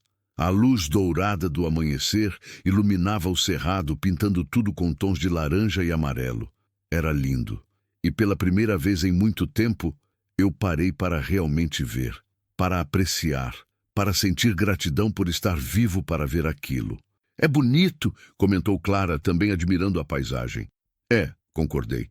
Às vezes a gente esquece de olhar. Chegamos em Goiânia às 7 da manhã. A cidade estava acordando. O trânsito começando a ficar pesado, as padarias abrindo, pessoas indo para o trabalho. Tudo tão normal, tão cotidiano. Mas para mim, entrar naquela cidade era como entrar em território inimigo. Cada rua conhecida trazia uma lembrança. Cada esquina tinha uma história com Marlene. Fui direto para o endereço da entrega. Um centro de distribuição no setor Pedro Ludovico. A descarga foi rápida dessa vez, menos de 1 hora. Quando terminei, olhei para Clara. Pronta? Ela engoliu em seco. Pronta. Dirigi pelas ruas de Goiânia até chegar no meu bairro. Um lugar simples, classe média baixa, com casas pequenas grudadas umas nas outras. Parei o caminhão em frente à minha casa e fiquei ali, parado, só olhando. Era uma casa simples, muros pintados de branco, já descascando. Portão de ferro enferrujado, um quintal pequeno com grama alta e mato tomando conta. As janelas estavam fechadas, empoeiradas. Parecia uma casa abandonada. E era, de certa forma. Eu tinha abandonado ela junto com minhas lembranças. "É aqui", falei, a voz rouca. Clara olhou para a casa, depois para mim. "É aconchegante. Dá para ver que já foi cheia de amor." As palavras dela me acertaram em cheio, porque era verdade. Aquela casa tinha sido cheia de amor. Tinha sido cheia de planos, de risadas, de esperança, e eu tinha deixado tudo isso morrer junto com Marlene. "Vamos entrar", falei, pegando as chaves que estavam no porta-luvas. Descemos do caminhão. Eu abri o portão, que rangeu alto, protestando por ter ficado tanto tempo fechado. Caminhamos pelo quintal abandonado até a porta da frente. Minha mão tremia quando coloquei a chave na fechadura. A porta abriu com dificuldade, inchada pela umidade. Um cheiro de mofo e casa fechada nos recebeu. Entrei primeiro e tudo voltou de uma vez. As memórias, as emoções, a dor. A sala estava do jeito que eu deixei. Sofá coberto com um lençol velho. Mesa de jantar cheia de poeira.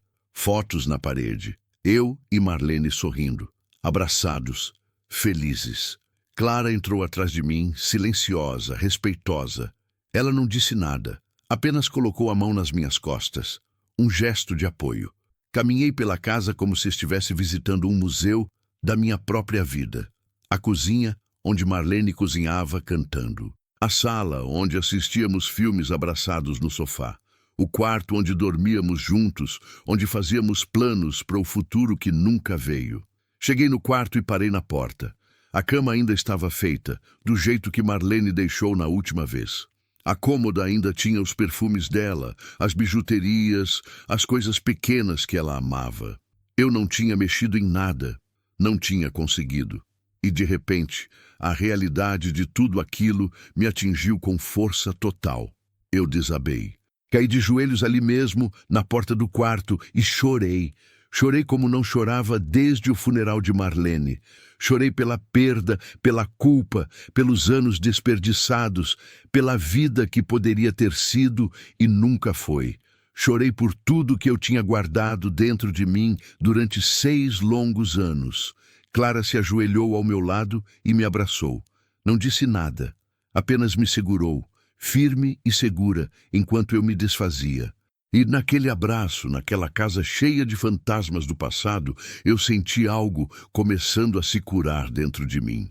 Não era o fim da dor, nunca seria, mas era o começo da cura. E às vezes, o começo é tudo que a gente precisa para seguir em frente. Continue e alongue o próximo 0224 capítulo 7, quando a luz começa a entrar pelas frestas. Não sei quanto tempo ficamos ali, no chão daquele corredor.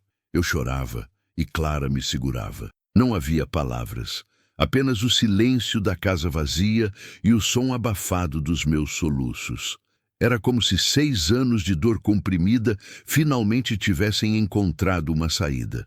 Cada lágrima que caía era um pedaço de culpa sendo liberado, um fragmento de raiva sendo solto, um pouco da prisão que eu mesmo tinha construído ao meu redor sendo desfeita. Quando finalmente me acalmei, quando as lágrimas pararam de vir e só restou o cansaço profundo, Clara afastou-se um pouco e olhou para mim. Os olhos dela também estavam vermelhos, e eu percebi que ela tinha chorado junto comigo, não pela minha dor, mas comigo. Havia uma diferença sutil, mas importante. "Você tá bem?" perguntou ela, a voz suave.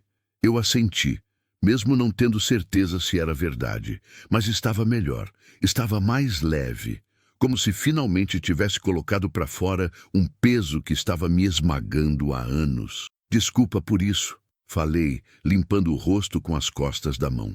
"Eu não queria..." "Não pede desculpa", interrompeu ela firme. "Nunca pede desculpa por sentir, por lembrar, por amar alguém que você perdeu." Olhei para ela e vi uma sabedoria nos olhos de Clara que não combinava com a idade. Ela era jovem, mas tinha aprendido cedo demais sobre dor, sobre perda, sobre sobrevivência. E talvez fosse exatamente por isso que ela conseguia me entender de um jeito que ninguém mais conseguia. Levantei-me devagar, as pernas ainda tremendo. Clara levantou junto, segurando minha mão para me dar apoio. Olhei ao redor da casa, para as paredes que precisavam de pintura, para os móveis cobertos de poeira, para as teias de aranha nos cantos. Aquele lugar tinha sido um lar, tinha sido cheio de vida. E agora era apenas um túmulo de memórias, mas não precisava continuar sendo. Preciso abrir as janelas, falei, mais para mim mesmo do que para Clara. Deixar a luz entrar, deixar o ar circular. Eu te ajudo, ofereceu ela imediatamente. Começamos pelos quartos. Abrimos as janelas, tiramos os lençóis que cobriam os móveis, espantamos a poeira acumulada. A luz do sol da manhã entrou como uma invasão bem-vinda, iluminando cada canto, expulsando as sombras. O ar fresco começou a circular, levando embora o cheiro de mofo e abandono. Clara trabalhava em silêncio ao meu lado, respeitando meu ritmo, não fazendo perguntas. Quando chegamos na cozinha, ela parou e olhou ao redor. "Posso preparar alguma coisa para a gente comer?" perguntou. "Você deve estar com fome." Percebi que ela estava certa. Não comíamos nada substancial desde a noite anterior.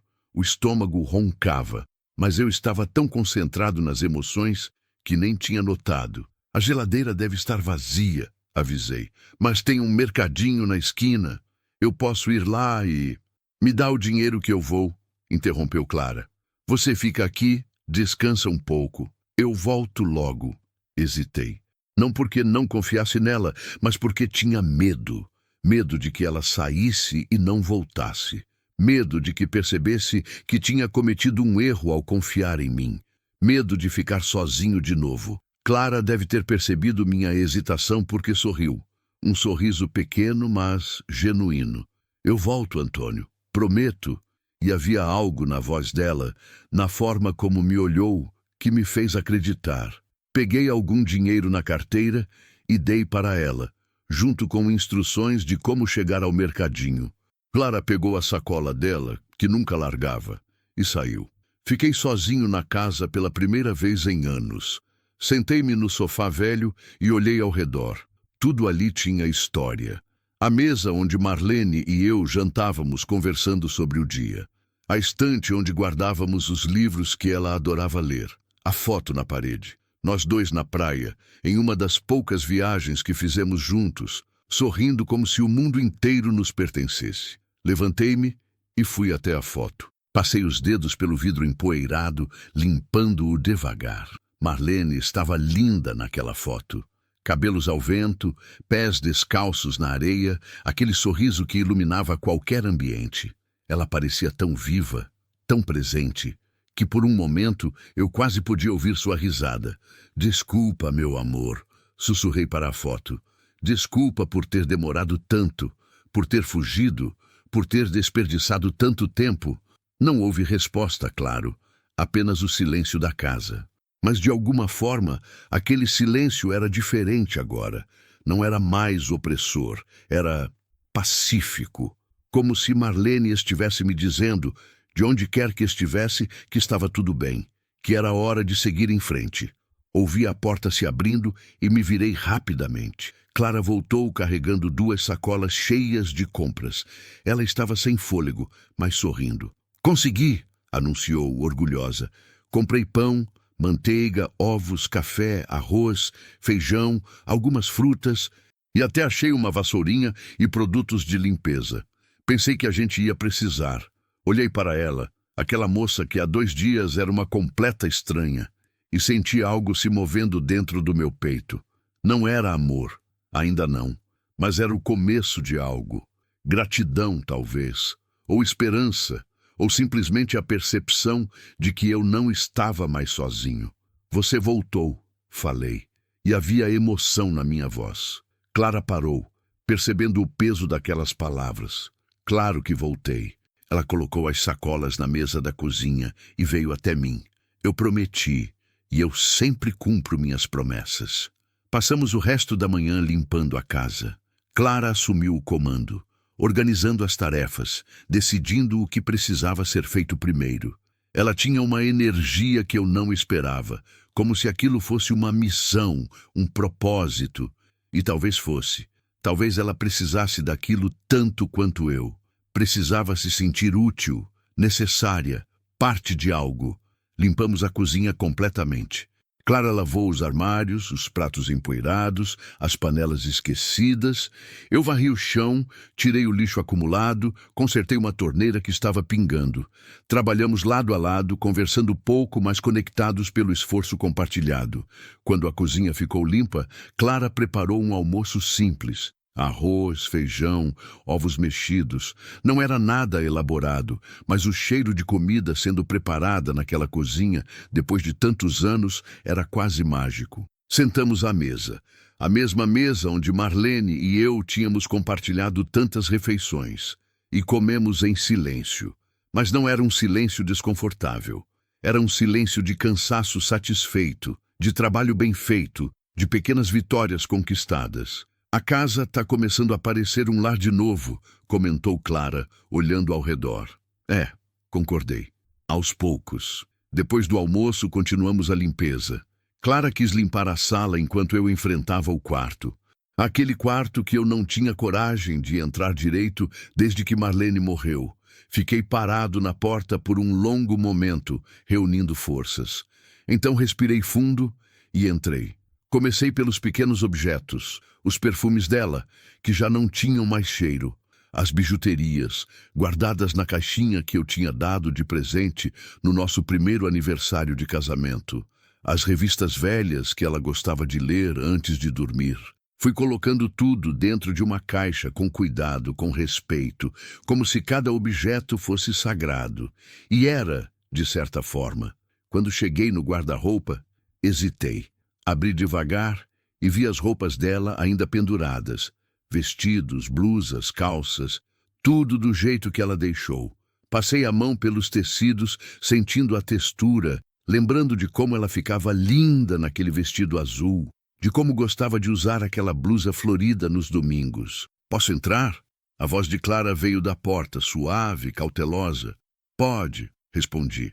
Ela entrou e ficou ao meu lado, olhando para o guarda-roupa aberto. São as roupas dela. São. Clara ficou em silêncio por um momento. Então disse algo que me surpreendeu. Sabe o que eu acho? Acho que ela não ia querer que essas roupas ficassem aqui, esquecidas, sem servir a ninguém. Acho que ela ia querer que fossem úteis, que ajudassem outras pessoas. Olhei para Clara e vi que ela estava certa. Marlene sempre foi generosa, sempre se preocupava com os outros.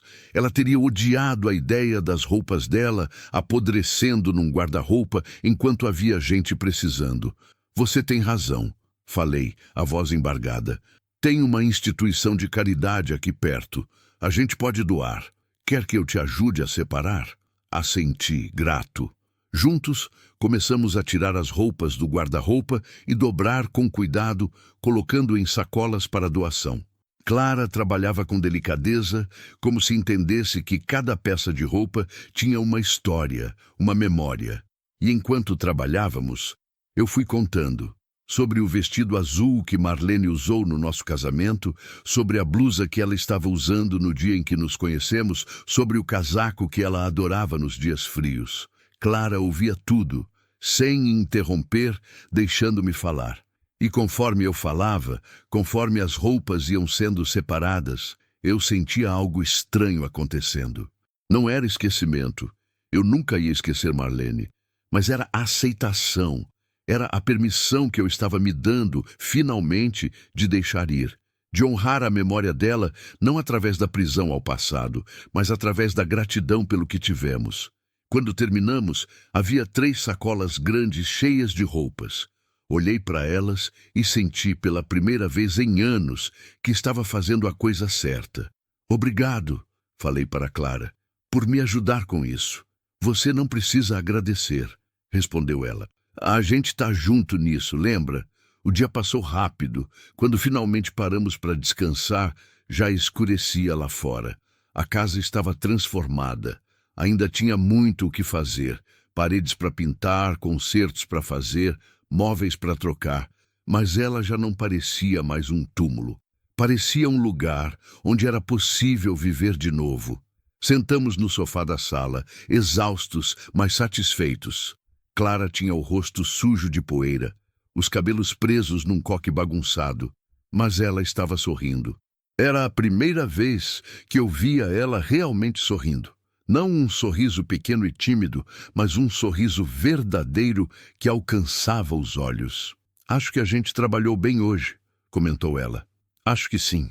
Ficamos em silêncio por um momento, apenas apreciando o resultado do nosso trabalho.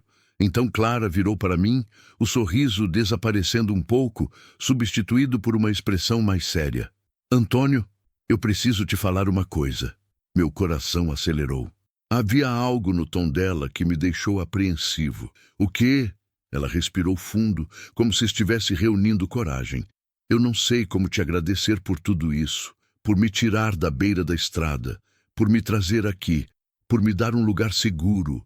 Mas eu preciso que você saiba uma coisa. Eu não quero que você faça isso por pena. Eu não quero ser um projeto de caridade. Eu quero..." Ela hesitou. "Eu quero ter valor, quero contribuir. Quero ser mais do que apenas alguém que você salvou." Olhei para ela e vi a vulnerabilidade e o orgulho lutando nos olhos dela. Ela tinha tanto medo de ser um peso, de ser inútil, de ser descartável. E eu entendi por quê. A vida inteira, as pessoas ao redor dela tinham feito ela sentir exatamente isso. "Clara", peguei a mão dela. "Você já tem valor. Você já contribuiu mais hoje do que você imagina. Você me ajudou a limpar essa casa, sim. Mas mais importante do que isso, você me ajudou a limpar meu coração. Você me deu forças para enfrentar isso aqui, para voltar, para parar de fugir, e isso não tem preço." Os olhos dela se encheram de lágrimas. "Você tá falando sério?" "Tô." Apertei a mão dela. "E eu vou te falar mais uma coisa. A partir de agora, essa não é mais só minha casa, é nossa casa. Você mora aqui. Não como hóspede, não como alguém que eu tô ajudando temporariamente. Você mora aqui, ponto. E quando você quiser procurar emprego, procurar seus próprios caminhos, eu vou estar aqui apoiando. Mas enquanto isso, a gente se ajuda. Eu te ajudo, você me ajuda. Porque é isso que pessoas que se importam fazem." Uma lágrima escorreu pelo rosto de Clara, seguida por outra, e mais outra. Mas dessa vez eram lágrimas de alívio, de gratidão, de algo que se parecia muito com felicidade. "Eu não sei o que eu fiz para merecer isso", sussurrou ela. "Você não precisou fazer nada. Você só precisou existir. Só precisou estar na beira daquela estrada quando eu passei. Só precisou confiar em mim quando não tinha motivo nenhum para confiar." Clara me abraçou. E eu a abracei de volta. E naquele abraço, naquela sala que tinha voltado a ter vida, eu soube com certeza de uma coisa. O Natal solitário que eu tinha imaginado passar dentro do caminhão tinha se transformado na melhor coisa que já tinha me acontecido em 6 anos, porque eu tinha encontrado Clara. E Clara tinha me encontrado. E juntos, nós dois estávamos aprendendo algo fundamental. Que às vezes salvar alguém é também se salvar, e que às vezes o destino coloca as pessoas certas no nosso caminho exatamente quando a gente mais precisa delas. Continue e alongue o próximo 02.26, capítulo 8. O caminho que se constrói, passo a passo. Os primeiros dias foram estranhos, mas bons. Clara ocupou o quarto de hóspedes. Um cômodo pequeno que Marlene e eu tínhamos preparado anos atrás, sonhando com as visitas que nunca vieram, com os filhos que nunca tivemos. Limpamos o quarto juntos, colocamos lençóis limpos na cama, abrimos as janelas para arejar. Clara não tinha quase nada além do que carregava naquela sacola surrada. Algumas roupas, um estojo de maquiagem barato, uma foto antiga dela com a mãe. Mas ela arrumou tudo com tanto cuidado, com tanto carinho, que aquele quarto pequeno rapidamente se transformou no espaço dela. Eu voltei a dormir no meu quarto, o quarto que eu dividia com Marlene. No primeiro dia foi difícil. Deitei na cama e senti o peso da ausência dela como um buraco no peito. Mas era diferente agora. Não era mais aquela dor aguda e insuportável. Era uma dor mais suave, mais nostálgica. Como quem olha uma foto antiga e sente saudade, mas também gratidão por ter vivido aquele momento. E havia algo mais. Havia a consciência de que, do outro lado da parede, Clara também estava deitada. Também estava tentando se adaptar. Também estava reconstruindo sua vida pedaço por pedaço.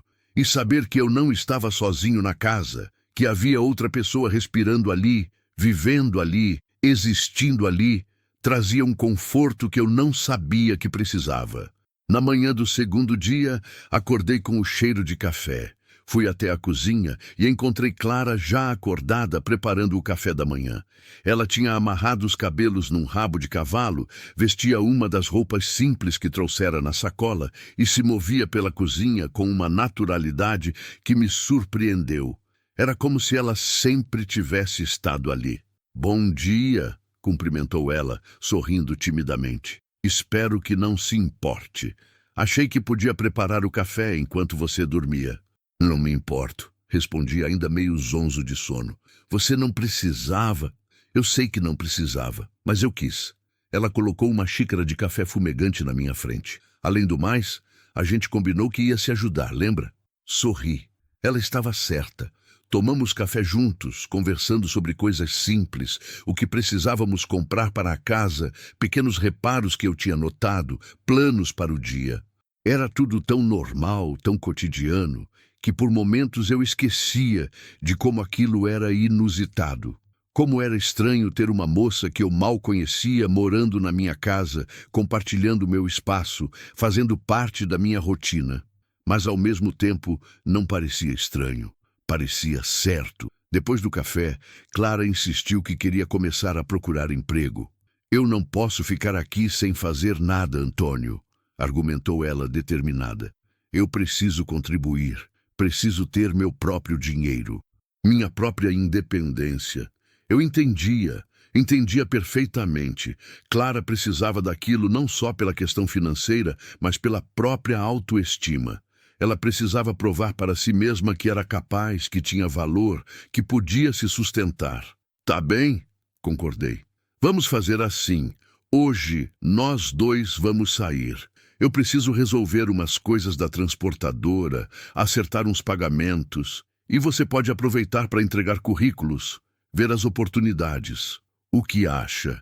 Os olhos dela brilharam. "Sério? Você me levaria?" "Claro. A gente faz isso juntos. Saímos pela manhã. Deixei o caminhão estacionado em frente à casa. Precisava dar uma revisão nele, mas isso podia esperar. E pegamos um ônibus para o centro da cidade." Clara ficou colada na janela o tempo todo, observando Goiânia com olhos curiosos. Ela nunca tinha morado em uma cidade grande, e tudo era novidade para ela. Os prédios altos, o movimento das ruas, a quantidade de gente. "É muita gente", comentou ela meio assustada, meio fascinada. "Você se acostuma", respondi. "No começo intimida, mas depois vira rotina." Fomos primeiro à sede da transportadora onde eu prestava serviços. Precisava acertar o pagamento das últimas cargas e ver se havia novas viagens disponíveis. O gerente, seu Mário, um homem gordo de bigode grosso que eu conhecia há anos, me recebeu com o entusiasmo de sempre. "Antônio, pensei que você tinha sumido, rapaz." Ele me cumprimentou com um aperto de mão forte.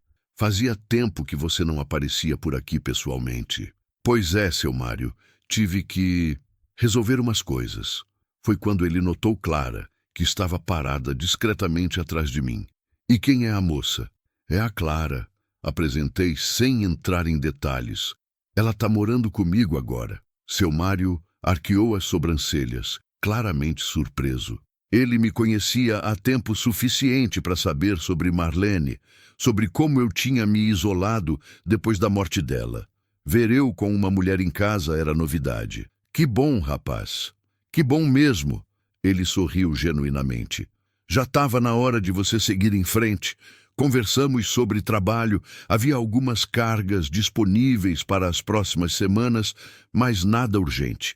Disse a ele que eu estava tirando uns dias de folga, mas que em breve voltaria à ativa. Ele entendeu. Acertamos os pagamentos e saímos.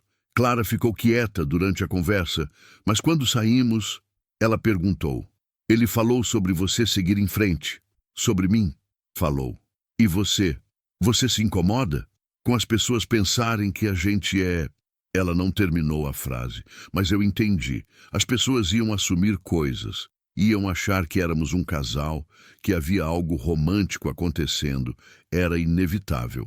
"Não me incomodo", respondi honestamente. "Que as pessoas pensem o que quiserem. A gente sabe o que a gente é. E isso basta." Clara assentiu, mas vi um rubor leve subindo pelo rosto dela. Havia algo não dito ali, algo que nenhum de nós estava pronto para admitir ainda, mas estava lá, crescendo devagar, como uma planta que ainda não tinha dado flores, mas que já tinha raízes firmes. Passamos o resto da manhã e a tarde andando pelo centro. Clara entrou em lojas, padarias, restaurantes, lanchonetes, qualquer lugar que pudesse estar contratando. Ela era educada, apresentava-se bem, explicava sua situação com honestidade. Alguns lugares disseram que não estavam contratando. Outros pegaram o contato dela e disseram que ligariam se algo aparecesse. Mas teve um lugar que deu uma resposta diferente. Era uma padaria pequena, de propriedade de uma senhora idosa, chamada Dona Lourdes. A mulher devia ter uns 70 anos, cabelos completamente brancos, mas olhos vivos e cheios de energia. Quando Clara entrou e se apresentou, Dona Lourdes a examinou de cima a baixo com um olhar penetrante. "Você já trabalhou em padaria, menina?" "Não, senhora", admitiu Clara, "mas eu aprendo rápido e eu preciso muito do trabalho." "Todo mundo precisa de trabalho", resmungou Dona Lourdes, "mas nem todo mundo é disposto a acordar às 4 da manhã para amassar pão." "Eu acordo", respondeu Clara firme. "Se for preciso, eu acordo." Dona Lourdes ficou olhando para ela por um longo momento. Então olhou para mim, que estava esperando perto da porta. "E você, é namorado dela? Marido?" "Não", respondi. "Sou um amigo. Ela está morando comigo. Eu estou ajudando ela a se organizar." A velha senhora arqueou uma sobrancelha, claramente cética, mas não disse nada. Voltou a atenção para Clara. "Tá bem, você começa amanhã. Experiência de uma semana. Se você der conta, fica. Se não der, tchau. Pagamento é uma mixaria, mas tem comida incluída. Horário é das 5 da manhã ao meio-dia." "Interessada?" Os olhos de Clara se arregalaram. "Muito interessada. Obrigada, Dona Lourdes. A senhora não vai se arrepender." "Vou ver." A velha fez um gesto com a mão, dispensando. "Agora sai daqui, tenho trabalho a fazer. E amanhã não se atrasa. Eu não tolero atrasos." "Não vou me atrasar, prometo." Saímos da padaria e assim que pisamos na calçada, Clara praticamente pulou de alegria. "Eu consegui! Antônio, eu consegui! Meu primeiro emprego!" Ela estava radiante, sorrindo de orelha a orelha, os olhos brilhando com uma felicidade genuína que me fez sorrir também. Era impossível não se contagiar com aquela energia. "Parabéns", falei, sinceramente feliz por ela. "Você merece." "Eu vou trabalhar muito", prometeu ela, animada. "Vou mostrar para Dona Lourdes que ela fez a escolha certa. E eu vou conseguir juntar dinheiro. Vou poder ajudar com as contas da casa. Vou..." "Clara", interrompi ela suavemente. "Respira, uma coisa de cada vez." Ela parou, respirou fundo e riu de si mesma. "Desculpa, é que faz tanto tempo que eu não sinto que tenho algum controle sobre minha vida, sabe?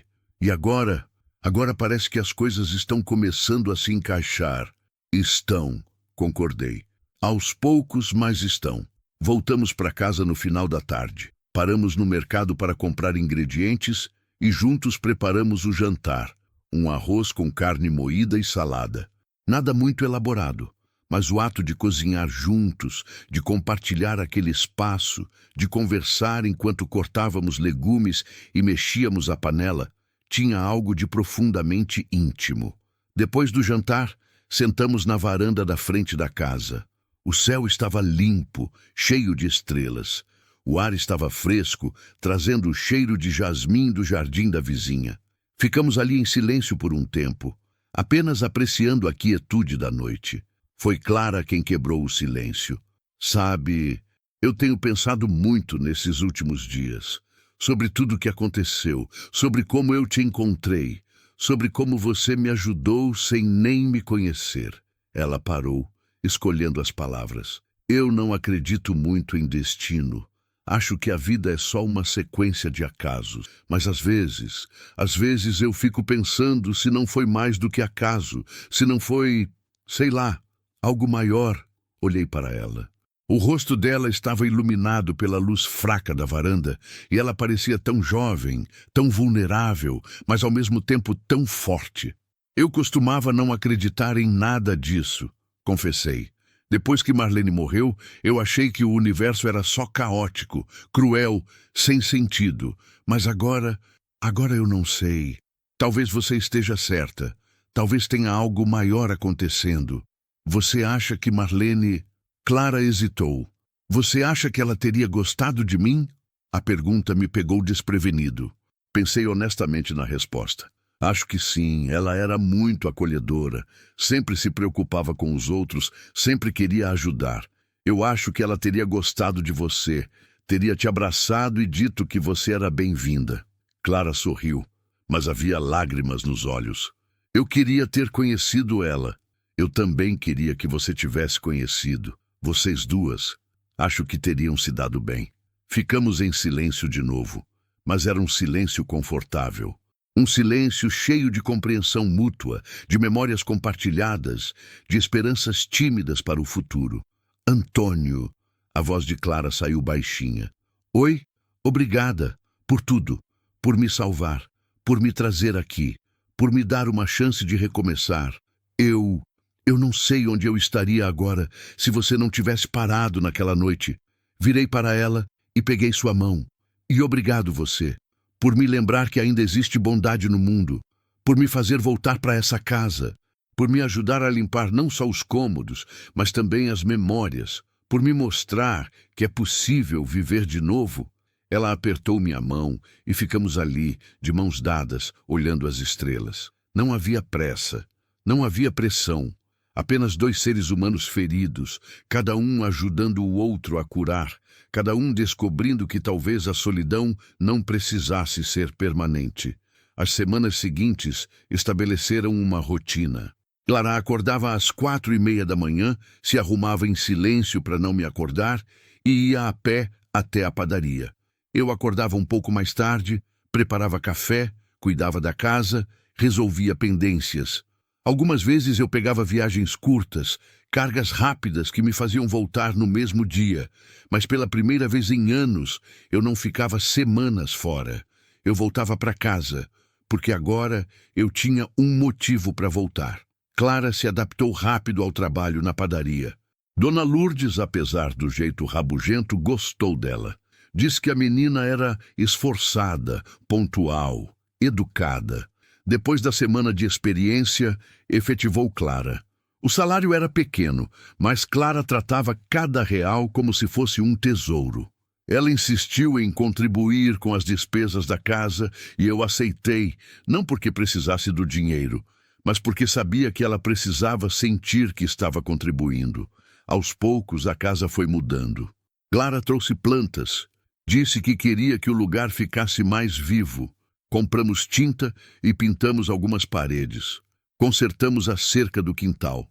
Ela organizou a cozinha do jeito dela, e eu não me importei. Pelo contrário, gostei de ver a casa ganhando uma nova identidade. Não era mais a casa de Antônio e Marlene. Estava se tornando a casa de Antônio e Clara. E conforme os dias passavam, conforme a rotina se estabelecia, algo mais estava mudando também. Os olhares estavam durando mais tempo. Os toques acidentais, ao passar o sal na mesa, ao alcançar o mesmo objeto, estavam gerando arrepios. As conversas estavam ficando mais íntimas, mais profundas. E ambos sabíamos o que estava acontecendo, mesmo que nenhum de nós tivesse coragem de admitir em voz alta. Estávamos nos apaixonando, devagar, cuidadosamente, respeitosamente, mas inevitavelmente. E talvez, apenas talvez, aquele encontro na beira da estrada na véspera de Natal não tivesse sido apenas sobre salvar uma moça perdida ou sobre um homem quebrado encontrar propósito. Talvez tivesse sido sobre duas almas feridas que, contra todas as probabilidades, encontraram no outro a possibilidade de amar de novo, de viver de novo, de acreditar de novo que o amanhã podia ser melhor que o ontem. E enquanto eu deitava na cama naquela noite, ouvindo os sons suaves de Clara se movendo no quarto ao lado, eu sorri. Porque pela primeira vez em 6 longos anos eu estava ansioso pelo amanhã. E isso por si só já era um milagre.